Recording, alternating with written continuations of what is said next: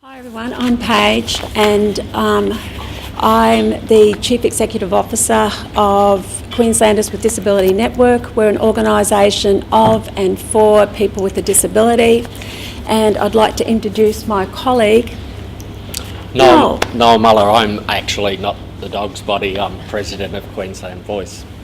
Exactly. Which is a body of consumers and carers in Queensland. And we were asked to convene a focus group and talk with people who have an intellectual disability and a lived experience of mental health issues, or people who have worked as strong advocates for that group of people. So we met with a group of about 8 people a couple of weeks ago, and what we talked about were some of the challenges faced by this group and the challenges that they see in the Queensland context. So it was very much a discussion about what's happening in Queensland, some of the things they thought that were working well, and some of their ideas about what needs to happen to make things work better. So I'm going to do a bit about the challenges, and I'm sure Catherine's going to keep that slide projector going. And just before I start, could I just let people know that I think you've got a summary of the outcome of the meeting on your table, so there should be some copies. And I'm going to read some of this because I just got back from holidays last night, and Noel and I only spoke this morning. Yay! But very much the challenges that the group expressed were things that you've heard about this morning. In fact, they reflect and build upon the challenges that came out of the forum that was held last year. The group talked about a lack of awareness and understanding about the diagnosis and subsequent clinical and support needs of this group across both public and private mental health services. They included forensic mental health, acute in hospital, whether we're talking about public or private hospitals, as well as community or outreach services, and those services, the disability services, provided both by government directly or funded through government and provided by NGOs. They also spoke about this lack of understanding from diagnosis to symptomology, which leads to support, runs across services that are provided by a whole range of government departments, and most importantly, services that deliver a quality of life to people, and services that promote inclusive lifestyles by this group. And those services particularly were Department of Housing services, they were correctional services. Obviously, there was discussion about the new structures in Queensland, be they the hospital and health networks and Medicare locals. And we had a discussion about the Queensland Police Service and the kinds of responses that people get, because numbers of this group have been picked up and continue to be picked up by the police for various things. They said that understanding really is reflected at the system, like in the big picture level, around policies, around programs that are offered by government and by private organisations, and they result in poor planning in the design, delivery and of both clinical treatment and disability support services. And very much this group feeling that they get unequal access to a whole range of both disability and both clinical, acute mental health services and community-based services. They also felt that service responses that exist are mainly are not targeted around prevention, and there's that very grey area about where do you invest your funds, where does government invest funding? Is it in the acute end whilst people are acutely unwell, who may have both an intellectual disability but going through quite a severe mental health episode, be it schizophrenia or some other form of psychosis, and the feeling that there is investment at that end when it happens, but there needs to be a whole range of work that happens around prevention to stop that first episode becoming a lifelong episode. And I think the speakers before us have referred to the fact that once people slip back, it's very, very hard to get back to where you were. And in many cases, people never get back to that level. And that level I'm talking about is how you function and have some form of a life with supports that enable you to have that. They said it also produces a workforce. If you've got issues around your system and your programs and the planning and the design of services, then that flows on to the kind of workforce you have and those workforce needs. Again, stuff that Nick raised in his previous, in his presentation. People felt some of the current reforms have benefited. By the same token, some of the reforms are particularly health reforms, with the creation of 17 hospital and health services in the state, 11 Medicare locals, a range of disability support services that cross over, and community-based support that in fact have made it far more difficult for people with intellectual disability and mental health issues and their families to navigate and understand the system. They also raise that in fact when they link with professionals, that often those professionals don't understand the other parts that need to come in play to actually bring them some kind of an integrated support system where services are designed around themselves, their needs, and actually deliver more inclusive lifestyles for them. The other feedback we got was around issues to do with the implementation of the National Disability Insurance Scheme.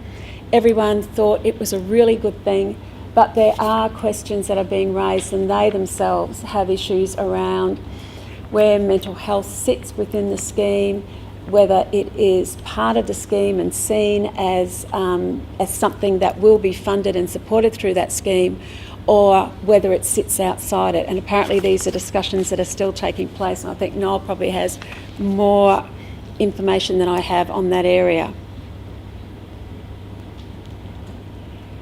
People felt that if you had a service, whether a relevant one,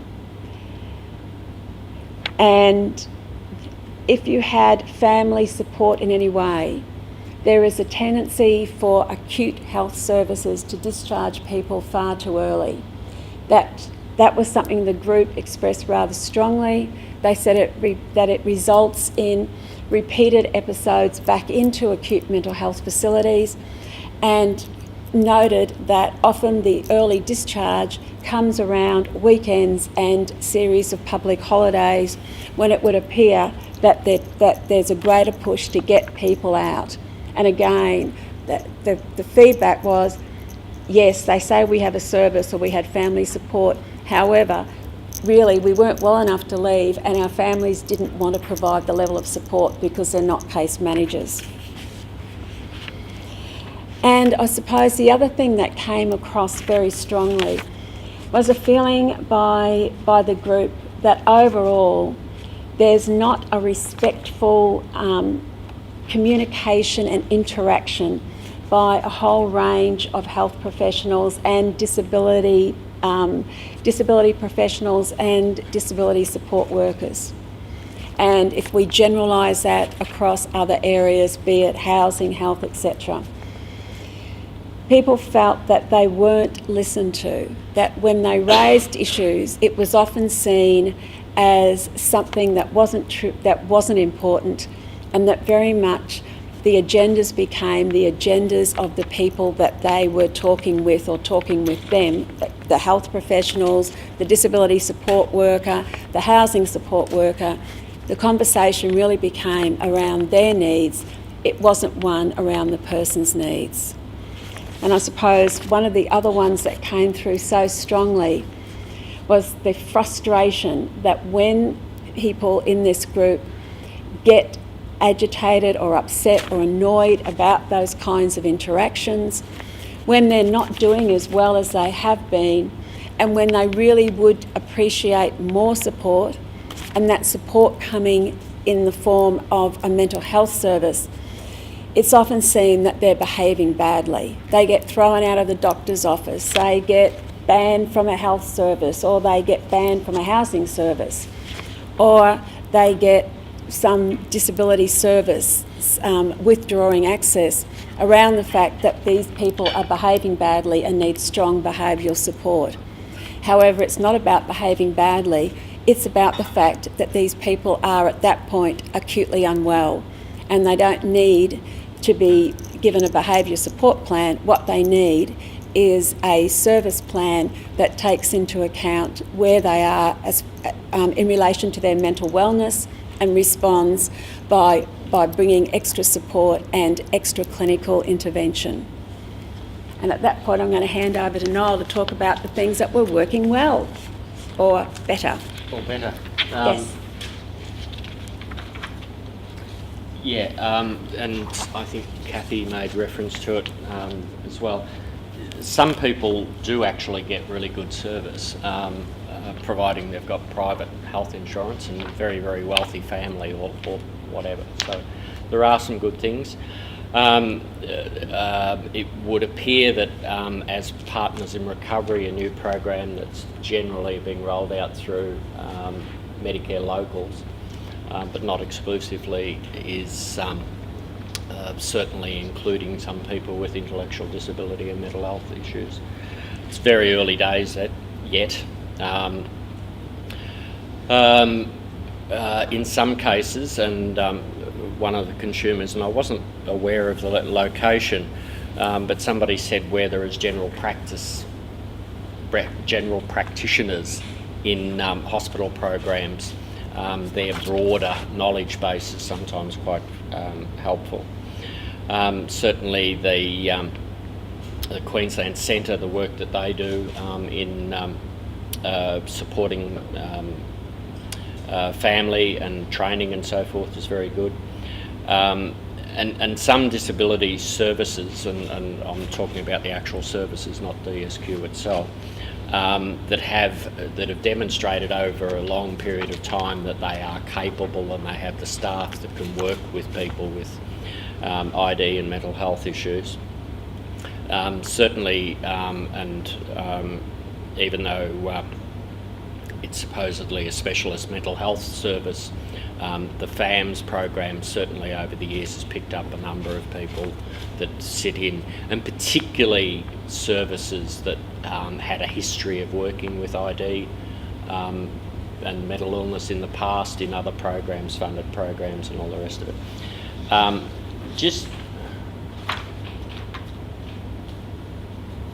So there are some things, but I was reflecting a little while ago on some of the things that have been said, and at one time for me to get admission into a Bundaberg hospital, the police told me as they were taking me there, "You've got to tell them, Noel, that you're going to commit suicide." And so I got in. Mind you, on 2 suicide attempts, I got into the general ward and I was discharged within 4 hours. But anyway, the other issue that I think the important thing is we talk about these groups, and I've been involved as a consumer interfacing with Queensland Health for about the last 15 years, and I've worked on a number of DD programs, including drug and alcohol and mental health, intellectual disability. I was involved in the training package going way back in 2001 or wherever it was. But and I wrote down the photo, I think, there is and there has been for a considerable amount of time, and I can't think of a better word than calling it a turf war between disability, and this is not necessarily only in Queensland, the mental health, which is still has its apron strings, holding onto the apron strings of health, and disability services. And if you happen to cross over or slip between that massive chasm, you're in big trouble. It applies in other areas. For 23 years, I was married to a person who had a stroke when they were 18, and she had, over a period of time, major mental health issues. She'd sit down with her GP or a psychiatrist or whatever. The focus was on the major diagnosis, stroke. Even though she got great support around things like that and physical sort of stuff, the mental health couldn't be done. And that was a major factor. So I think what I'd like to argue for that these people are individuals, they're not a diagnosis. And I have, Queensland Voice has a number of members that have got more jewels than you can shake a stick at. But they're people, they're individuals. And what I marvel at is the inability of our supposedly caring society to actually see these people. And I know the rhetoric is there, we call it person-centred or consumer-focused, or the list goes on and it changes over time. What we do then is go back into our little domains and create these little boxes that we try and fit some people into, which is wonderful, and a lot of those time those people get it. But if the person doesn't fit, well, guess what? That's somebody else's worry. And I've seen that happen so much that I think until we overcome that thinking that it is everybody's issue, it's not just mental health services, it's not just hospital services, and it's certainly not just disability services. The major issues, do you want to cover them or do you want me to? No, you go for it. All right. The issues that come out of our discussion with consumers was we think that the role of the Queensland Centre should be expanded considerably back. I know they were funded better than they currently are, but we'd like to see that expanded considerably. We think there's, or it was felt, that there is a key position that we need to actually expand on there that needs to do it. We also, MLs. Medicare locals. Yeah, right, Medicare locals, if they're going to survive the current government. To do much more in GP land, in the primary healthcare land, and provide some support. It doesn't necessarily all have to be GP support. It can be done by a great deal of other practitioners that work through GPs, but the main focus has got to be through Medicare locals. It was agreed to, but I pushed for. We need a standalone entity, even though I'm pushing for inclusiveness. We do need somebody to actually drive the program that is across all areas. The centre is great, and they would be intimately involved, I hope. But we actually need to focus on such a broad area that I think it actually needs to have a membership drawn from a considerable area. Obviously, the Commission has a role to do in that.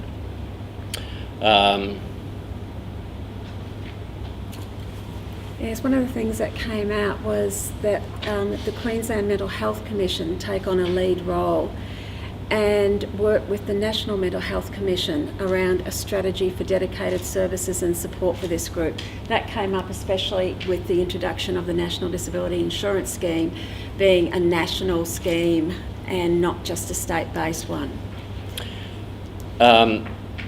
Yeah, well, let's suppose we've got a National Mental Health Commission. In the future, there's going to be this is in yesterday's context. Changing landscapes. The issue around what we did discuss is training around addressing prevention and intervention. If people are given good primary health care of the type that suits their needs, we don't need to dress it up and call it prevention and early intervention. We actually just need to do the job when it is occurring.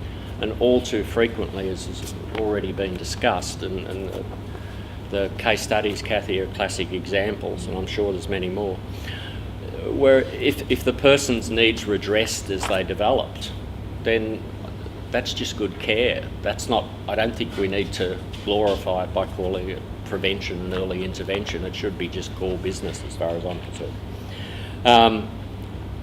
Also, there's sitting apart from those other organisations, we actually do need to have some advocacy services that are funded much better to work across, because all too frequently there's an assumption that there's people around the person, and all too frequently there's actually not.